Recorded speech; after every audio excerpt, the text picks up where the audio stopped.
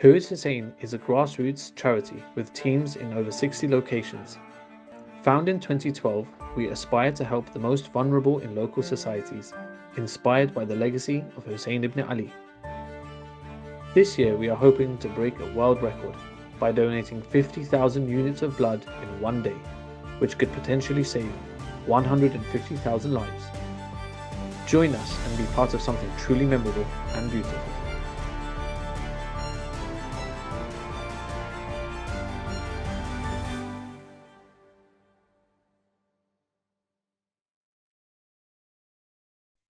On Saturday, 27th of August, Who is Hussein tried to break a world record for the most blood donated in a single day, and that target was set at 50,000. Now, before we speak about whether or not that record was broken and how many numbers they actually achieved, why blood donation, Muntazir? Assalamu alaikum. Thank you very much for having me on and the organization as well. Why blood donation? Well, it's Imam Hussein at the end of the day. We know that he had to stand up to the tyrant of his time. He had to give the ultimate sacrifice. His family, his companions, their blood was spilt on that day, and his blood too was spilt on that day. And ultimately, we are inspired by Hussein ibn Ali. We know him to be a man that stood for the best principles in life, and a person who ultimately helped the most vulnerable in society as well. So for us as an organization, there can't be many better things in life than to be able to save lives. As we know from the Quran, it says that to save the life of one is to save the life of the whole of humanity. So for us, it was really a no-brainer. Do something that could have a huge impact, something that would be truly memorable in the name of Imam Hussein, and ultimately something that follows the teachings and the principles laid out in the Quran. Amazing. So tell us about the world record attempt itself. Where did this idea come from, and how long have you guys been planning this for? Yeah, I mean, it in itself, it's a beautiful story. So actually, one of our previous volunteers, who used to be part of the Who's Hussein London team, approached us with this idea, and he said, "Look, I've got a really out of the box idea for you guys. I don't think this has been done before. If anyone can do this, it's going to be Who is Hussein, because you've got the scope, the breadth, and the depth across the world with your different teams." So we heard him out, and we thought this is a bit of a crazy idea to try and attempt this. But we thought, you know what, alhamdulillah, this has come at a really good time. We're actually going to be 10 years old later on this year, 2022. So we thought, why not? So we actually started this around about 16 months ago. That's when the idea first came to us. And we started, pretty slowly. And then it just really started to snowball. We started to really see how this could pan out. Started to work with blood banks across the world, whether it's the NHS, American Red Cross, and so many different blood banks, who were all telling us the same thing, which was there's so much blood shortage at the moment, and post pandemic, less people are donating, and we need people from the ethnic minorities, etc. And we thought this has to be done. And yeah, alhamdulillah, that 60 months later, we've managed to pull it off. The Saturday just gone, incredible day. Our teams did amazingly well. And there's just so much buzz around the event. MashaAllah. So tell us about the countries that took part in the event itself. I know you spanned across 6 continents, but if you can give us some countries that perhaps people were in, well, maybe like, wow, I didn't realize that particular country or city took part in the drive as well. Yeah, sure. So I mean, in one of the interviews that we did, we kind of looked at it almost like in parallel to like New Year's Eve. It started off in Auckland, New Zealand. Then we moved over through Australia, over to places like the Philippines, and then the subcontinent, and then over to Hong Kong, and then also to Lebanon. And then we went down to, for example, East Africa. And we had, for example, the Uganda team join us this year to carry this out, and many of the typical sort of countries such as Tanzania and Kenya, but also Mauritius as well as Madagascar. And then looking at mainland Europe, we had a few places, but maybe interestingly for the viewers, places like Malta and France, and then over to South America, where we had Colombia and Argentina join us, and then up to North America, so the USA across East Coast, the West Coast, as well as Canada as well. So it really, really was a truly global effort, flying the flags from east to west. And alhamdulillah, we were even actually able to get a team on the day to participate in Karbala itself, which was a really, really beautiful moment for the organization. Absolutely. I'm sure it must have been a wonderful feat to accomplish. What were some of the challenges that you had to overcome during this whole process of planning, implementing, and of course on the day off as well? Yeah, so the context of all these different countries and continents was, I think, probably the biggest challenge. So if you look at, for example, in the West, as we call it, the infrastructure is fantastic. You have these booking systems and you have all of these kind of like text validations and emails and things like that, which is absolutely brilliant. However, on the sort of flip side, you have the eligibility criteria. And Hussein, yourself, hailing from Canada, it is Hailing from Hyderabad, really, but now in Canada. yeah.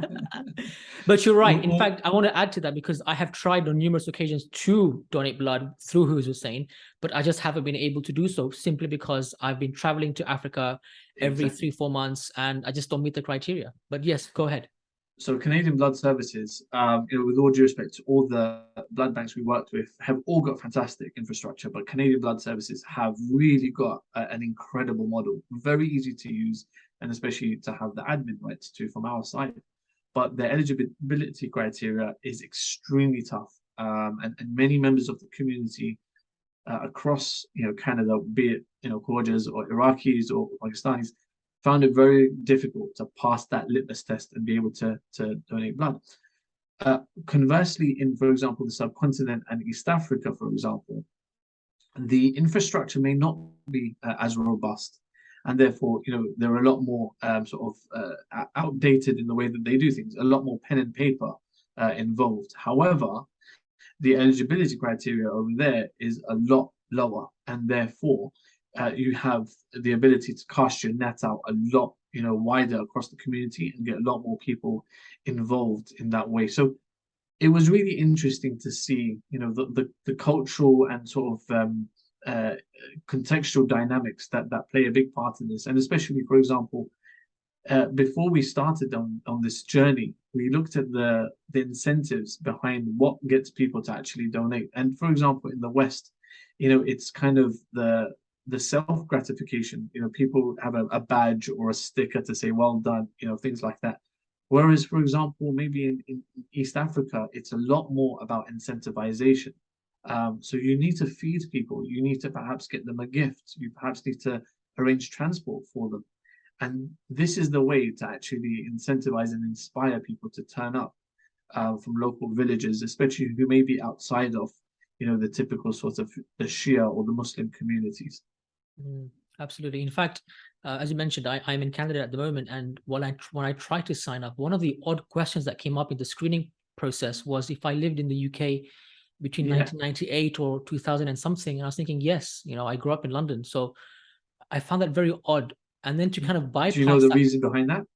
I don't know. No, Mad cow disease. I see. So Okay. if you've spent, I think it was a cumulative of more than 3 weeks in the UK since 1998, you no longer become eligible to donate blood in Canada. And I was very disheartened because I wanted to take part and encourage my family and friends to do so as well. But because of the Absolutely. question, I wasn't eligible, Yeah, which is very sad to see. And obviously, you don't want to lie, doing this thing, right? absolutely. So Yeah. you want to be truthful as possible. But yeah, thank you for kind of clearing that up. I'm sure you must have come across many inspiring stories in the last, I would say, week or so. And I know blood donation is, I guess, one of the main activities under Who is Hussein that has been happening for many years now, right? What are some of the inspiring stories that you can tell, either from previous years or from this year itself? Yeah, actually, the whole 16 months, I think every couple of months we've had lots of inspiring stories. I'll probably share with you just a couple. The first would be the son of a very well-known sheikh, who I actually used to sort of teach at my in my previous job as a math teacher, and we didn't realize at that time that obviously he had started to show signs of leukemia. And I'd actually left my teaching job, and I reconnected with him through the sheikh. who's really supported us a lot. And we were looking for actually somebody to interview who is a beneficiary of blood. A lot of outlets such as the BBC and other news outlets were asking for an interview. And what really took me back was the fact that this boy, who's now kind of turned 15 years old, he has battled with leukemia. He has been going through blood transfusions for years. He must have done this so many times now. And yet he was so confident to share his story. His story was absolutely, inspiring and beautifully told. I think every interview that we did where his pre-recorded interview was used, the rest of us felt it so difficult to almost kind of talk as well as he did, because he really stood out. And I really admired the confidence that he showed to be able to share this story, because many people who do receive blood, especially from different ethnicities, etc., they find it very difficult to talk about this. And we, for example, over here spoke with the UK Thalassemia Society, and whilst many of them were happy to speak to us, they were not happy to speak, on an interview live, get a recording it and such. So I really admired this young lad to be able to do that. And the other story was, I mean, genuinely speaking, when he came and spoke with the whole of our team, I think pretty much everyone there was on the verge of crying when they heard this brother's story. He has had health issues from a very young age. It's required blood transfusions. The managing process of this is incredibly tough, to the point where he had to have a transfusion done abroad, and this actually led to him contracting hepatitis. And as a result, he had more complications. He is a huge proponent of blood, of giving blood, and he's had massive challenges within the community, especially within the Shia community, because maybe people don't understand and they're not educated, and they feel as though maybe it's still a bit of a taboo topic around giving blood. And he described also, the struggles that he went to and how low he felt because of his ailments, and to the point where he described how difficult it must be for him to get married, especially when you have, for example, hepatitis on your checklist or your CV when looking for a spouse, how difficult that is. And there are so many people out there who you and I may not even know are receiving blood transfusions, but their stories are truly inspirational. They are touching, and really this should give us that impetus to go out there, donate blood, save lives, whether it be people from our own communities or from the wider communities in the societies that we live in. Thank you for sharing those two particular stories. What about in terms of those who went out and gave blood? Do you have any stories from, let's say, non-Muslims, non-Shias, who questioned who Imam Hussein is, and as a result were inspired by the movement and gave blood as a result? Yeah, there's so many. It was interesting on the day when we started to actually get people to send in videos. We had a really nice lady who'd actually donated blood in a small town called Hamilton in New Zealand, and she was actually due to be the first person in terms of time zones to donate blood. And the feedback she had for the organization, the inspiration she took, from what the organization is doing in the name of Imam Hussein, was just so beautiful. And we're going to start making clips and sharing that. We shared a few of these clips on the day. Interestingly, today I just actually spoke to our Uganda team, and he was expressing how people who were donating blood, as I mentioned earlier, in East Africa, they require incentives. So they were required to give, for example, food. And actually, they gave, for example, oil, sugar, rice, and basic supplements to these people. And they said something along the lines of, we're in tears that you have come to give us food to inspire us to give blood, and your organization are doing the most wonderful thing, and clearly you're inspired by an amazing man.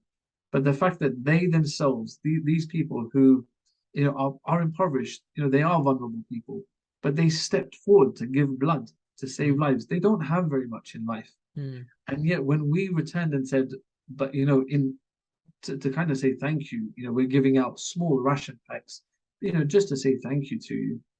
they were in floods of tears because they felt as though we were doing them the favor. And it really, really is incredible when you hear the stories of people from New Zealand down to East Africa. And there were people, for example, here in the UK, and there was a large, segment of people who are non-Muslim on the day.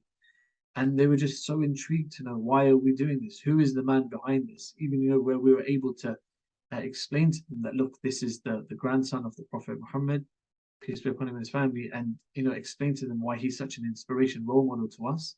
Yeah. It really opened up those doors of dialogue. SubhanAllah. And I'm sure many of us would have seen all these clips of interviews of yourself and other directors at Who is Hussein, other volunteers at Who is Hussein, Dr. Kaki, for example, who have taken part in various interviews, like at the LBC, Sky News, and other media outlets. How has this campaign helped spread the message of Imam Hussein, which I'm sure was the original intention? Absolutely, yeah. This is what really keeps us going. This is what keeps us kind of awake at night and working through the day, is just how do we get that name out there? How do we explain to people, the beauty of Imam Hussein? I mean, if I had the figures at hand, I was looking at them with our social media head earlier on, it was phenomenal. I mean, we're talking, ridiculous figures of engagement, both on Twitter, Instagram, in terms of, for example, being retweeted, being tagged, etc., and by so many non-Muslims. The amount of non-Muslims that have actually come and, inquired into who is Imam Hussein. Like you said, we were really fortunate to have a fantastic interview on LBC, where they actually gave us that platform, that airtime to actually talk about Imam Hussein and who's behind this, and describe him in more than just a quick soundbite, and talk about him for about 2-3 minutes. It was It's 8 not minutes. often. Sorry, it was 8 minutes. it was 8 minutes exactly. Where do you get that? With James O'Brien, an which is undoubtedly one of the best presenters on yeah. LBC, right? And he's so kind of, Who is Hussein friendly. He's spoken at one of our events before. He understands the organization, and he provided that segue to say, listen, who are you guys being inspired by? Who is this person? And there are so many beautiful comments, on all of our social media platforms by non-Muslims. Even if you look at, for example, the documentary that we created about 2 years ago, we're almost on 500,000 views of that documentary, and you can see, for example, Hindus, Christians, saying that this was a brilliantly done production, but this man clearly seems to be a man of inspiration. And what's also really interesting is, we always talk about non-Muslims, and of course they are our audience primarily, but there are so many brothers and sisters from the Ahl Sunnah who also start to learn more. We were really so fortunate to work with people from the Ahl Sunnah as part of this project, who are really, really key people in this project. And they have this, similar yearning and love for Imam Hussein as well. And that's why they gave more than what they had to. They worked so many hours voluntarily and above and beyond. And then finally, there are so many Shias as well who really, for years now, we've seen comments and people say, look, I've never been very religious. I've never been very connected, to the majalis and things like this. But they'll say things like, but when I see Imam Hussein's name on like a billboard, or when I see you guys talking about him on the news and on interviews, suddenly it just sparks something, and something has changed in me, etc. So it really, inshallah, if it is accepted, it really does speak to a broad range of people, both within the community and outside. And this is a good segue to my last question, and that is the evolvement of Azadari and this whole commemoration of Imam Hussein. I think each year we're seeing new ideas being brought to the table. This year, especially with the record attempt, where do you see this heading in the years ahead, and how geared is Hussein as an organization to tackle and cater for these growing ideas and demand? Yeah, absolutely. So I think, look, we have traditions and cultures, and Sha'ar al-Hussein that we need to keep up in our community, inside our four walls. This is for our youth. But we live in 2022. We live in a world of instant sound bites, of media. We have to be able to keep up with that. We have to be able to serve the wider population. Listen, end of the day, when the Imam al-Hujjah comes back, he's going to, according to many narrations, he's going to introduce himself through 5 statements, of which 3 of these will be related to Imam Hussein, which begs the question, who is this Hussein that this man is, this Messiah figure that everybody in some shape or form is waiting for? And we have to keep on innovating. We have to keep on revolutionizing how we serve this cause. How do we express and manifest the teachings and the beauty of Imam Hussein that we have all been very, very, very lucky and fortunate, and we take for granted that we've had this since we were children. But people out there, they don't have this, and they're looking for a figure like Imam Hussein.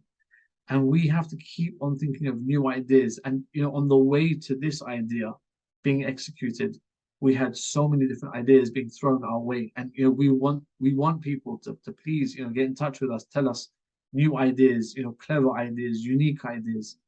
We've got so many talented people and creative people in our community. And we're here, to listen to people. We want to know, how can we do something slightly more edgy and slightly more contemporary in your society, in the world at large, to deliver that message of Imam Hussein, inshallah. MashaAllah, inshallah, absolutely.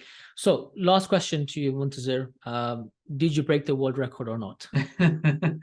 It has been, I think, 4 days, and this has felt like how election night is, but only it's going to take a little bit longer. So we're working with about over 30 blood banks across the world. Like I said, different contexts. We had about over 250 collection points. It's going to take us a while to get those numbers. The numbers have started to trickle in very slowly. And we have probably just a couple of thousand so far that have been verified and confirmed. We've got a while to go. It is going to take probably a couple of weeks at least. We're going to be biting our fingernails all the way. But inshallah, with your du'as, with the viewers' du'as, we will break this record.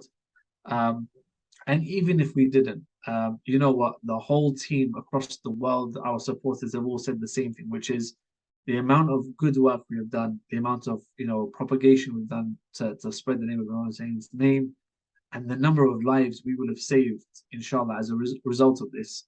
It's going to be incredible. But yeah, stay tuned, and time will tell if we actually break the record. Inshallah, and we'll try to announce that on Ahlulbayt TV as well. So Inshallah, our viewers, inshallah. do stay tuned into our social media platforms. But Muntazir Rai, thank you so much for your time on Ahlulbayt TV today. We wish you well and your entire team at Who is Hussein, and may Allah grant you even more success, inshallah. Inshallah. Likewise, thank you for having us on and for all the excellent work that you and your team do as well. Thank you so much. Jazakallah. Assalamu alaikum wa rahmatullahi wa barakatuh. Alaikum salam.